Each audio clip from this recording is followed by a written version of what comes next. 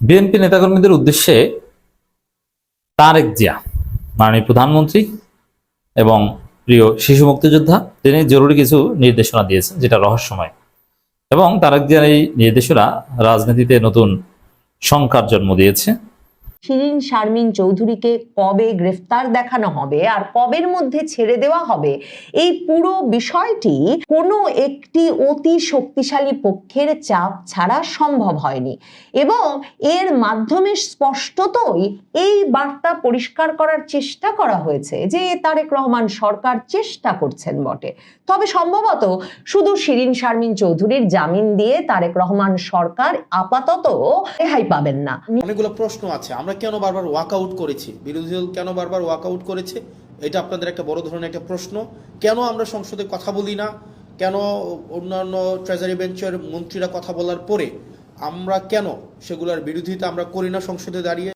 ইরানের সাথে আমেরিকার যে যুদ্ধবিরতি কার্যকর ছিল, মূলত 5টি বিষয়ে ঐক্যমত্যে পৌঁছাতে পারে নাই দুই পক্ষই, যার কারণে এটি ভেস্তে গেছে।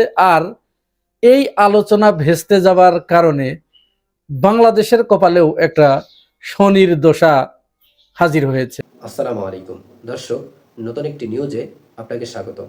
বাংলাদেশের বর্তমান রাজনৈতিক পরিবেশ ও পরিস্থিতি প্রেক্ষাপটে নতুন একটি ভিডিও নিয়ে আমি উপস্থিত হয়েছি, যার শুরু অংশ দেখে আপনারা বুঝতে পেরেছেন আজকের ভিডিওটি কতটুকু গুরুত্বপূর্ণ ও তথ্যবহুল আলোচনা হতে চলেছে। আশা করব ভিডিওটি না টেনে শুরু থেকে শেষ অবধি দেখা, তাহলে অবশ্যই ভিডিওটির মূল রহস্য ও তথ্য জানতে পারবেন। দর্শক, দেরি না করে চলুন ভিডিওটি দেখে আসি। তার আগে বলবো, যারা এখনো পর্যন্ত আমার এই চ্যানেলটি সাবস্ক্রাইব করেননি তারা সাবস্ক্রাইব করে অবশ্যই পাশে থেকে বেল আইকনটি বাজিয়ে রাখবেন। আর ইতিমধ্যেই যারা চ্যানেলটি সাবস্ক্রাইব করেছেন তাদেরকে অসংখ্য অসংখ্য ধন্যবাদ। দর্শক, ভিডিওটিতে একটি লাইক দিয়ে আমরা ধারাবাহিকভাবে ভিডিওটির বিস্তারিত আলোচনা দেখে আসি। বিএনপি নেতাকর্মীদের উদ্দেশ্যে তারেক জিয়া মাননীয় প্রধানমন্ত্রী এবং প্রিয় শিশু মুক্তিযোদ্ধা তিনি জরুরি কিছু নির্দেশনা দিয়েছেন, যেটা রহস্যময়। এবং তারেক জিয়ার এই নির্দেশনা রাজনীতিতে নতুন শঙ্কার জন্ম দিয়েছে এবং ডেফিনেটলি এর প্রভাবে দেশে বিরাট কিছু ঘটবে। খবর, বিএনপি নেতাকর্মীদের আইন শৃঙ্খলা বাহিনীকে সহযোগিতার নির্দেশ প্রধানমন্ত্রীর। বিএনপি নেতাকর্মীদের বলছেন যে আইন শৃঙ্খলা বাহিনীকে সহযোগিতা করতে হবে। এটা দুইটা ব্যাখ্যা, এটা হতে পারে পজিটিভ, হতে পারে নেগেটিভ। তবে পজিটিভ এটা যথেষ্ট সন্দেহ, পজিটিভ না। পজিটিভ হতে পারে ইন দি সেন্স যে তারেক রহমান যদি বলে থাকেন যে অন্যায়ের বিরুদ্ধে পুলিশ ব্যবস্থা নেবে, অপারেশন ক্লিন হার্ট চলবে, যৌথ বাহিনী অভিযান চালাবে। কোনো বিএনপি কর্মীকে যদি পুলিশ বা যৌথ বাহিনী ধরতে যায়, বিএনপির নেতারা যেন বাধা না দেয়। বিএনপির কারো কাছে যদি মাদক পাওয়া যায় বা অবৈধ অস্ত্র পাওয়া যায় বা বিএনপির কেউ যদি অন্যায় করে তাকে ধরতে যাবে পুলিশ, তাকে যেন তারা সহযোগিতা করে, ধরা দেয়। দলবল নিয়ে পুলিশের উপর হামলা করবে, থানা থেকে ছাড়িয়ে আনবে বা সিনিয়র নেতারা পুলিশকে বাধা দিবে, এটা যেন না হয়। পুলিশকে সহযোগিতার একটা অর্থ হতে পারে এরকম। এই জন্য দেখবেন যে পুলিশ যদি কাউকে সম্মান দেয় এবং কাউকে যদি ধরতে যায়, তখন বলে যে প্লিজ পুলিশকে সহযোগিতা করুন।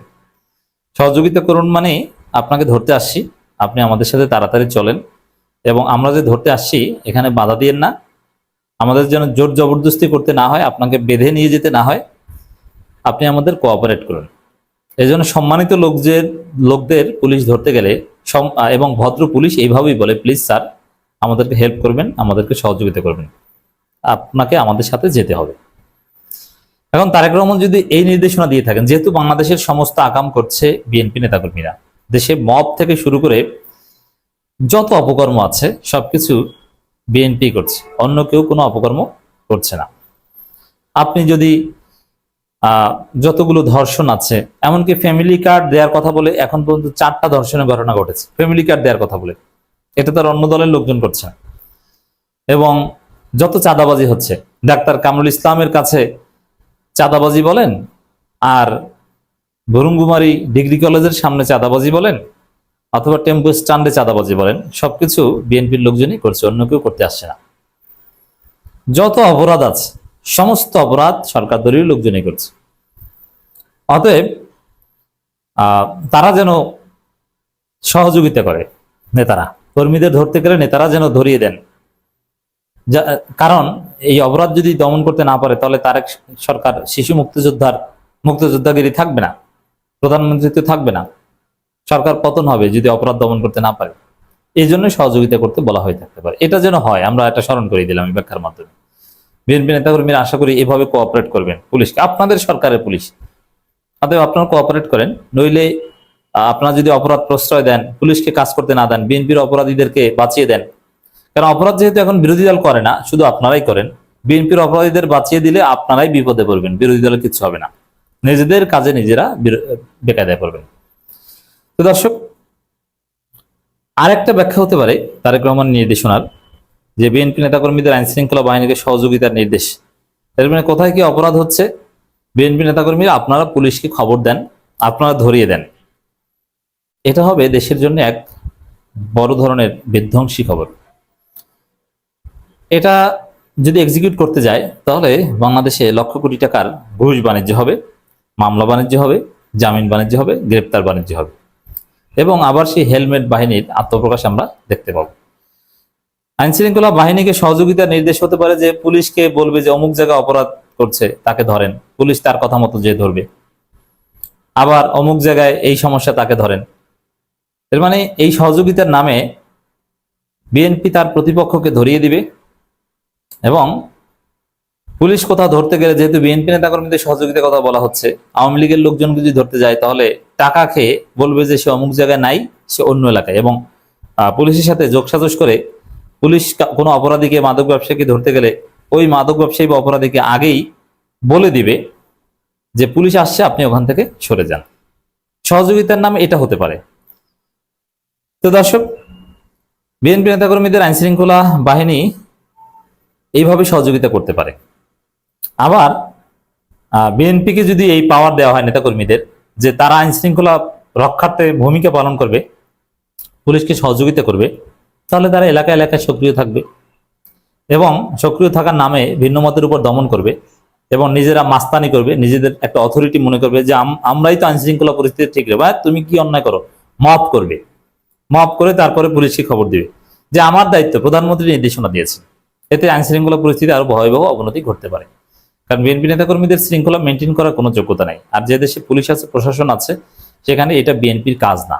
তারা কেন পরিস্থিতি ঠিক করতে যাবে? আইন শৃঙ্খলা পরিস্থিতি ঠিক করবে police, law and enforcement agency. BNP just cooperate করবে। কিভাবে কোঅপারেট? পুলিশ যাকে ধরতে চাইবে তাকে ধরতে সহায়তা করবে, এবং অপরাধী কোথায় আছে সেই সোর্স, এটাও যদি রাজনৈতিকভাবে বিএনপির কাছে চাওয়া হয়, পুলিশ যদি পলিটিক্যাল লোককে রাজনৈতিকভাবে সোর্স নিয়ে করে, তাতেও অবস্থা খারাপ হবে, অপরাধীরা ধরাচ্ছে আর বাইরে চলে যাবে এবং বাণিজ্য হবে। সোর্স হতে হবে পুলিশের নিজস্ব সোর্স, সেটা কে কোন দল এটা বিবেচনার বিষয় না। পুলিশের সোর্স নিয়োগ করার একটা পুলিশের সিস্টেম থাকে, সেই সিস্টেমে হবে। এই যে এলাকায় যাতে শান্তি শৃঙ্খলা বজায় থাকে সেভাবে আপনারা প্রশাসন, আইন শৃঙ্খলা বাহিনীকে সহযোগিতা করবেন। তাই তথ্য দেওয়ার নামে বা এভাবে যদি সহযোগিতা করতে যায় তাহলে আরো অশান্তি হবে। বরং বিএনপির লোকজন আপনারা আকাম করেন না, এটা যদি হয় তাহলে পরিস্থিতি ঠিক আছে। কেউ যদি এমন কিছু করে যার জন্য এলাকার শান্তি নষ্ট হয়, সেক্ষেত্রে আপনাদের দায়িত্ব হলো আইন শৃঙ্খলা বাহিনীকে জানানো। আইন কখনো নিজের হাতে তুলে নেবেন না। আইন শৃঙ্খলা বাহিনীকে জানাতে গেলেও কিন্তু বিপদ আছে, এই জানানোর নামে তারা বাণিজ্য করবে। কারণ প্রধানমন্ত্রী যদি এই অথরিটি দিয়ে দেন, তখন পুলিশ, বিএনপির লোকজন যদি পুলিশকে জানায়, পুলিশ আসতে বাধ্য হবে। তখন হরহামেশা তাদের সাথে জায়গা জমি নিয়ে ঝামেলা হলেও, যেখানে সালিশি দরকার সেখানেও তারা পুলিশ এনে প্রতিপক্ষকে হয়রানি করবে। এতে একদম রুট লেভেলে বিএনপি ফেসিস্ট হয়ে উঠবে এবং তারা অপরাধী হয়ে উঠবে। তারেক রহমানের এই নির্দেশনায় অপরাধ প্রবণতা সমাজে বাড়বে বলে মনে হচ্ছে। দর্শক, নেতাকর্মীদের নির্দেশনা দেন প্রধানমন্ত্রীর অতিরিক্ত প্রেস সচিব আতিকুর রহমান রোমান কথা জানিয়েছেন। প্রধানমন্ত্রী বলেন, এলাকায় যাতে শান্তি শৃঙ্খলা বজায় থাকে সেভাবে আপনারা প্রশাসন ও আইন শৃঙ্খলা বাহিনী সহযোগিতা করবেন। কেউ যদি কিছু করে পুলিশকে খবর দিবেন না। এটা বিএনপিকে কেন বলবেন? এটা নাগরিক হিসাবে সবাইকে বলতে পারেন যে না, সবাই মিলে সহযোগিতা করবেন, এলাকার মুরব্বীরা করবেন, দলমত নির্বিশেষে সবাই মিলে এই কাজটা করবেন। এখন যেহেতু অপরাধ বিরোধী দলের লোকজন করছে না, বিরোধী দলের সাথে কোনো সংঘাত সংঘর্ষ বা বিরোধী দল কেন্দ্রিক আইন শৃঙ্খলা পরিস্থিতির কোনো অবনতির ঘটনা নাই, তো বিএনপিকে কেন এটা তারেক রহমান বলবেন? বিএনপিকে বলা মানেই অপরাধ বাড়িয়ে দেওয়া। এখানে যে আপনারা সবাই মিলে, সরকারি দল, বিরোধী দল, এলাকার মুরব্বীরা, ভালো মানুষ যারা, শিক্ষক, সমাজের সম্মানিত লোক, মসজিদের ইমাম, আলেম ওলামা, আপনারা সবাই মিলে অপরাধ দমন করতে সহযোগিতা করবেন। কোনো অপরাধ দেখলে পুলিশকে খবর দিবেন। বিশেষ করে শিক্ষক, ইমাম, মুয়াজ্জিন এদেরকে আলাদাভাবে অ্যাড্রেস করতে পারতেন, কিন্তু বিএনপির লোকজনকে এটা বলছে আরে অপরাধ তো তারাই করে। তাই আমি বিশ্বাস করি তারেক রহমানের নির্দেশনার মাধ্যমে অপরাধ প্রবণতা বাড়িয়ে দিয়েছেন, এখন থেকে অপরাধ বাড়ছে এবং বাড়বে। আমরা কেন সেগুলোর বিরোধিতা আমরা করি না সংসদে দাঁড়িয়ে, সেটা আপনারা আমাদের কাছ থেকে জানতে চেয়েছেন। তৃতীয়ত, অর্ডিন্যান্সগুলো যেগুলো বাতিল করে দেওয়া হয়েছে, মূলত সেই অর্ডিন্যান্সগুলোতে কী ছিল সেটি আপনারা, আমার কাছে মনে হয় সেগুলো আপনারা রিজার্ভ করেন আমাদের কাছ থেকে জানার জন্য। আমরা 3 নম্বর প্রশ্ন থেকে আসি যে অর্ডিন্যান্সগুলোতে মূলত আসলে কী ছিল। প্রথমে আসেন আমরা শুরু করব যে অর্ডিন্যান্সটা নিয়ে, সেটা হচ্ছে জাতীয় যে পুলিশ কমিশনটা ছিল, পুলিশ কমিশনটা নিয়ে আমরা শুরু করি। দেখেন, এই সংসদে আমার কাছে মনে হয়েছে যেই কমিশনগুলোর সবচেয়ে বেশি দরকার ছিল তার মধ্যে অন্যতম একটা দরকারি একটা কমিশন ছিল পুলিশ সংস্কার কমিশন। দুঃখজনক বিষয় হচ্ছে এই কমিশনটা সংসদে উঠানোই হয় নাই, এই যে অর্ডিন্যান্সটা সংসদে উঠানোই হয় নাই। অর্থাৎ এটা আলোচনার জন্য, এটার প্রয়োজন আছে কিনা বা এটা কতটা প্রয়োজন, জনগণের জন্য কতটা প্রয়োজন, এটা নিয়ে আলোচনা করার জন্য সংসদে উঠানোই হয় নাই। গুম কমিশন এবং জুলাই যোদ্ধাদের যে ইন্ডিমনিটি দেওয়া হয়েছিল সেই কমিশনটা, আমি সিম্পল ভাষায় বলি মানবাধিকার কমিশনটা কী ছিল। মানবাধিকার কমিশনে এখানে বলা হয়েছিল যে মানবাধিকার কমিশনের যেই যারা সিলেকশন করবেন, এই সিলেকশন কমিটিতে কিছু আপনার মডিফিকেশন করা হয়েছিল এবং এই মানবাধিকার কমিশন যেটা 2026 মানে জাতীয় মানবাধিকার কমিশন অর্ডিন্যান্স, যেটা 2025-এর যে অর্ডিন্যান্সটা, 26-এর যে অর্ডিন্যান্সটা, এই অর্ডিন্যান্সে ছিল যে রাষ্ট্রের যেই সংস্থাগুলো, আপনি গুমের সাথে কারা জড়িত, গুমের সাথে নর্মালি জড়িত হচ্ছে রাষ্ট্রের যে বাহিনীগুলো, সরকার জড়িত থাকে, সরকারের যে বাহিনীগুলো জড়িত থাকে। মানবাধিকার কমিশন যদি চায় এই বাহিনীগুলোর বিরুদ্ধে তারা নিজেরাই ইনভেস্টিগেট করতে পারবে। দুঃখজনকভাবে বিষয় হচ্ছে আপনার 2009 সালের মানবাধিকার কমিশনে যেটা হচ্ছে, সেখানে মানবাধিকার কমিশনের এই এখতিয়ার নাই। 2000 আপনি এই ইন্টারিম গভর্নমেন্ট যে মানবাধিকার কমিশন অধ্যাদেশ করেছেন সেটাকে বাতিল করে দিয়ে আপনি 2009 সালের মানবাধিকার কমিশন আবার আইনে নিয়ে গেলেন। 2009 সালের যে মানবাধিকার কমিশন আইন, এটা একটা নখদন্তহীন একটা আইন। এই আইনের কোনো ধরনের বলছে এই আইনটা শুধুমাত্র খাতা কলমে আছে, এটা কোনো বাস্তবায়ন নাই এবং এটা সরকারের একটা দপ্তর। আপনি এটাকে মিনিস্ট্রির আন্ডারে নিয়ে আসলেন। মানবাধিকার কমিশনটাকে আপনি একটা মন্ত্রণালয়ের অধীনে নিয়ে আসলেন। মন্ত্রণালয়ের অধীনে কি যুক্তিতে নিয়ে আসলেন? মন্ত্রণালয়ের অধীনে নিয়ে আসলেন যদি মানবাধিকার কমিশনকে আমরা স্বতন্ত্র করে দেই, তাহলে এই মানবাধিকার কমিশন প্রপারলি ফাংশন করতে, এইটার জবাবদিহিতা নাকি আপনি নিশ্চিত করতে পারবেন না। ভাই, এই সরকারের অনেকগুলো অর্গানাইজেশন আছে যারা ইন্ডিপেন্ডেন্টলি ফাংশন করে, সিএস ইন্ডিপেন্ডেন্টলি ফাংশন করে, সিজিএস ইন্ডিপেন্ডেন্টলি ফাংশন করে, এখানে হচ্ছে পিএসসি ইন্ডিপেন্ডেন্টলি ফাংশন করে। ঠিক একইভাবে মানবাধিকার কমিশন ইন্ডিপেন্ডেন্টলি ফাংশন করতো, কিন্তু আপনি যেটা করলেন সেটা হচ্ছে মানবাধিকার কমিশনকে একটা মন্ত্রণালয়ের অধীনে নিয়ে আসলেন। এখন মানবাধিকার কমিশন যদি কারো বিরুদ্ধে কোনো ইনভেস্টিগেট করে তখন মন্ত্রণালয়ের অনুমতি লাগবে। এখন স্বরাষ্ট্রমন্ত্রীর অনুমতি নিয়ে আপনি জাস্ট চিন্তা করেন, আপনি আসাদুজ্জামান খান কামালের অনুমতি নিয়ে আপনি পুলিশের বিরুদ্ধে আপনি ইনভেস্টিগেট করবেন, এবং যারা গুমের সাথে জড়িত, যারা নিপীড়নের সাথে জড়িত, আপনি তাদের অনুমতি নিচ্ছেন যে আমাকে কি দয়া করে অনুমতি দিবেন, আমি কি আপনাদের বিরুদ্ধে আমি একটা তদন্ত কাজ পরিচালনা করতে পারি। এখন এটা খুব স্বাভাবিকভাবেই সত্য, বাংলাদেশে গত 17 বছর রাষ্ট্রের যে বাহিনীগুলো গুম খুনের সাথে জড়িত ছিল তাদের কারো বিরুদ্ধেই কোনো ধরনের কোনো তদন্ত হয় নাই। এখন এই তদন্তের একদম সিম্পল ভাষা, এই তদন্তের এখন এই ক্ষমতাটা মানবাধিকার কমিশন যে পেয়েছিল আপনি সেটাকে বাতিল করে দিলেন, এবং এটার মধ্য দিয়ে আপনার যে নিয়ত, আপনি যে আবার গুম খুনে ফিরে যেতে চান না, সেটা কিন্তু স্পষ্ট হলো না। আপনি একটা মন্ত্রণালয়ের অধীনে রেখে, আইন মন্ত্রণালয়ের অধীনে রেখে আপনি কখনোই স্বাধীন, অবজেক্টিভ, বস্তুনিষ্ঠ, নিরপেক্ষ বিচার বিভাগ আপনি কখনোই এনশিওর করতে পারবেন না। সেজন্য অন্তর্বর্তীকালীন সরকার এই বিচার বিভাগকে পৃথকীকরণ করেছিল, বিচার বিভাগকে এম্পাওয়ার করেছিল, এবং বিচার বিভাগ যেন সে তার নিজস্ব সচিবালয়ের মধ্য দিয়ে তার কার্যক্রম পরিচালনা করতে পারে সেটার ব্যবস্থা নিয়েছিল। কিন্তু বিএনপি এসে কী করলো, সেটাকেও বাতিল করে দিল। মানে এটা ইটস ভেরি আনফর্চুনেট। মানে আপনি এই ধরনের একটা প্রোগ্রেসিভ মুভকে আপনি বন্ধ করে দিয়ে আবার আপনি পিছনের দিকে হাঁটা শুরু করলেন। বুঝলেন যে ভাই, সংসদে তো দেখি শুধুমাত্র আপনাদের আইনমন্ত্রী সালাউদ্দিন সাহেবই কথা বলেন, সংসদে দেখি আসাদুজ্জামান সাহেব আইনের ব্যাখ্যা দেন 40-45 মিনিট ধরে, সালাউদ্দিন সাহেব আমরা দেখি সেখানে 50 মিনিট ধরে কথা বলেন। আপনারা কেন কথা বলেন না? এখানে যে বিষয়টা হচ্ছে, আমাদেরকে এই সংসদে কথা বলতে দেওয়া হয় না। সেই জায়গা থেকে আমাদেরকে সময় দেওয়া হয় 2 মিনিট, এবং রিকোয়েস্ট করে সময় নেওয়া হয় 1 মিনিট, এবং যখনই আবার সময় চাওয়া হয় তখন আমাদেরকে বলা হয় this is not Shahbag straights parliament. এবং বিএনপি এক ধরনের দুইটা কাজে জুচ্চুরি করেছে। জুচ্চুরি মানে সিম্পল জুচ্চুরি করা কি? জুচ্চুরি হচ্ছে ওনারা দিনের আলোতে প্রতারণা করেছে। যেমন জুলাই জাদুঘর একটা অধ্যাদেশ ছিল, এই অধ্যাদেশটা কথা ছিল এটাকে অপরিবর্তিতভাবে সংসদে আইন আকারে পাশ করা হবে। ওনারা কি করলেন? ওনারা একদম সংসদ শুরু হওয়ার সময় সংসদ একদম বিলটা পাশ করার 5 মিনিট আগে ওনারা এটাকে সংশোধনী আকারে উপস্থাপন করে ওনারা বিলটাকে পাশ করায় নিলেন, যেটা কোনো এটাকে একটা কমিটমেন্ট ব্রিচ করা হয়েছে। এটা কথা ছিল না, কথা ছিল এটা অ্যাজ ইট ইজ পাশ করাবে। এখন আপনি আমাকে বলতে পারেন তাহলে আপনারা প্রতিবাদ করলেন না? আমরা অবশ্যই প্রতিবাদ করেছি, এবং আপনারা যদি দেখে থাকেন তাদের যেহেতু মেজরিটি 2/3, তারা এখন কাউকে আর তোয়াক্কা করার প্রয়োজন মনে করে না। তাদের কথা হচ্ছে আপনার পার্লামেন্টে থাকলে থাকবেন, না থাকলে নাই, আমার যে আইনটা আমি যেভাবে ইচ্ছা আমি করবো এবং যেভাবে ইচ্ছা আমি সেটাকে পাশ করবো। এবং ওনারা আরো কয়েকটা জায়গায় ওনারা আমাদের সাথে প্রতারণা করছেন, করে যাচ্ছেন, বাংলাদেশের সাথে প্রতারণা করে যাচ্ছেন। আপনার হচ্ছে ফিনান্স মিনিস্টার, উনি 20টা ঋণ খেলাপির তালিকা আমাদেরকে দিয়েছেন, সংসদে সেটা আছেন। এই 20টার মধ্যে 9টাই হচ্ছে অ্যাসালমের প্রতিষ্ঠান। এই অ্যাসালম ইসলামী ব্যাংক থেকে 82,000 কোটি টাকা শুধু ইসলামী ব্যাংক থেকে ওনারা হচ্ছে ঋণ খেলাপি করেছে। 82,000 কোটি টাকা ইসলামী ব্যাংক থেকে নিয়ে গিয়েছে অ্যাসালম।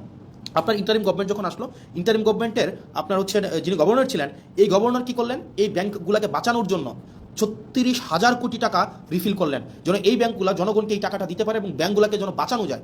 36,000 কোটি টাকা। এখন যেটা হয়েছে, গতকাল একটা ব্যাংক অর্ডার পাস করাই নিলেন মেজরিটির বড়াই দিয়ে। ব্যাংক অর্ডারে কি আছে? অর্ডারে আছে আপনার আগের যারা মালিক ছিল, যারা ব্যাংকগুলোকে চুরি নষ্ট করেছে, যারা ব্যাংকগুলোকে একদম মানে ধ্বংস করে দিয়েছে বাংলাদেশের অর্থনীতিকে আওয়ামী লীগের সময়, এবং এই ব্যাংকগুলোকে চুরি করে টাকাগুলোকে বিদেশে নিয়ে গিয়েছে, এই ইন্টারিম গভর্নমেন্ট স্ট্রিক্ট আইন করেছিল তাদেরকে কোনোভাবে এই ব্যাংকে ফেরত আনা যাবে না। শিরিন শারমিন চৌধুরীকে কবে গ্রেফতার দেখানো হবে আর কবের মধ্যে ছেড়ে দেওয়া হবে, এই পুরো বিষয়টি কোনো একটি অতি শক্তিশালী পক্ষের চাপ ছাড়া সম্ভব হয়নি, এবং এর মাধ্যমে স্পষ্টতই এই বার্তা পরিষ্কার করার চেষ্টা করা হয়েছে যে তারেক রহমান সরকার চেষ্টা করছেন বটে, তবে সম্ভবত শুধু শিরিন শারমিন চৌধুরীর জামিন দিয়ে তারেক রহমান সরকার আপাতত রেহাই পাবেন না। নিশ্চিতভাবেই ধারণা করা যায় শিরিন শারমিন চৌধুরীর জামিন ছাড়াও একটা মস্ত তালিকা এস জয়শঙ্কর ভারতের পররাষ্ট্রমন্ত্রী ধরিয়ে দিয়েছেন খলিলুর রহমানের হাতে।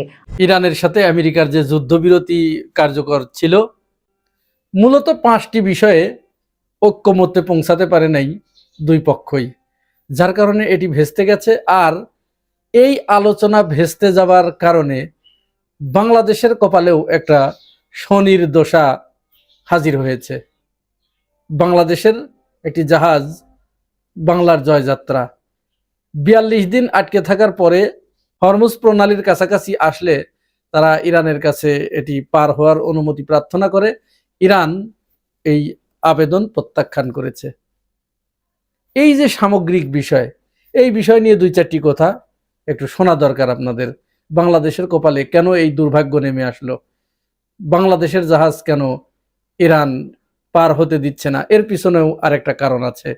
এবার আলোচনা যখন শুরু হলো, আলোচনাটাও আবার কিভাবে হয়েছে, ইরান এবং আমেরিকা এরা কিন্তু কেউ মুখোমুখি একসাথে বসে আলোচনা হয় নাই। তো যে বিষয়ে বাংলার জয়যাত্রা জাহাজটি যে পার হতে চাচ্ছিল হরমুজ প্রণালী, ইরান কর্তৃপক্ষের কাছে আবেদন করার পরে ইরান কর্তৃপক্ষ এটাকে নাকচ করে দিয়েছে, আবেদনটা প্রত্যাখ্যান করে দিয়েছে। কেন দিয়েছে? এর কারণ হচ্ছে ইরানের পররাষ্ট্র মন্ত্রণালয় থেকে এই বিবৃতি দেওয়া হয়েছে যে আমরা বাংলাদেশের আচরণে প্রচন্ড কষ্ট পেয়েছি। অর্থাৎ তারা যে 6 দেশের জাহাজ ছেড়ে দিচ্ছিল, এর ভিতরে কিন্তু বাংলাদেশের জাহাজ ছিল। তারা প্রাথমিক অবস্থায় বাংলাদেশকে তেল দেবে, সবকিছু দেবে, এরকম অনুমতি দিয়েছিল, প্রতিশ্রুতিও দিয়েছিল। কিন্তু এর ভিতরে কি করে ফেললো আমাদের পররাষ্ট্রমন্ত্রী খলিলুর রহমান এবং জুবাইদা রহমান, তারা কি করলেন, আমেরিকায় গিয়ে আমেরিকার সাথে একটু ঘুডু করলেন, আমেরিকার কৃপা পাওয়ার চেষ্টা করলেন, আমেরিকার মাধ্যমে ভারতের কৃপা পাওয়ার চেষ্টা করলেন, ভারতের মাধ্যমে আমেরিকাকে রাজি করিয়ে রাশিয়া থেকে তেল কেনার চেষ্টা। এই যে একটা ঘুডু করা, পা চাটা যাকে বলে খাস বাংলায়, এটা যখন করলেন, করতে গিয়ে তখন হয়তো ওইখান থেকে বলে দিয়েছে যে তাহলে ইরানের পক্ষে কথা বলা যাবে না, ইরানের বিপক্ষে বিবৃতি দিতে হবে। ব্যাস, তারা ইরানের বিপক্ষে একটা বিবৃতি দিয়ে ফেললো। এই বিবৃতি দেওয়ার সাথে সাথেই মানে এখানে কূটনৈতিক ভাষা ব্যবহার করা যেত, কূটনৈতিক ভাষা ব্যবহার না করে সরাসরি ইরানের বিপক্ষে যায় এই জাতীয় ভাষা ব্যবহার করেছে। তো এটা তো ইরান বোঝে না, সাথে সাথে ইরানের মাইন্ড করে ফেলেছে, সাথে সাথে ইরান এই যে এই কাজটি করলো। তাহলে বাংলাদেশের যে পররাষ্ট্র নীতি ছিল, এই নীতি কেন এরকম পরিবর্তন ঘটলো এবং এর জন্য জনগণকে যে সাফারার হতে হচ্ছে, এর দায় এই সরকার কি এড়াতে পারে?